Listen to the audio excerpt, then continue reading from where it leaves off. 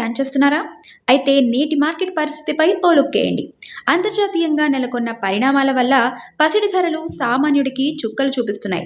నేడు మే 15 శుక్రవారం మార్కెట్ గమనిస్తే నిన్నటితో పోల్చితే ధరలు స్వల్పంగా తగ్గినప్పటికీ ఇప్పటికీ అవి రికార్డు స్థాయిలోనే ఉన్నాయి. ప్రస్తుతం 24 క్యారెట్ల 10 గ్రాముల బంగారం ధర 1,65,940 వద్ద ఉండగా 22 క్యారెట్ల ధర 1,48,450 వద్ద ట్రేడ్ అవుతోంది. ధర తగ్గిన 1,50,000 మార్క్ దాటేయడంతో మధ్యతరగతి ప్రజలకు బంగారం అందనంత ఎత్తుకు చేరిపోయింది.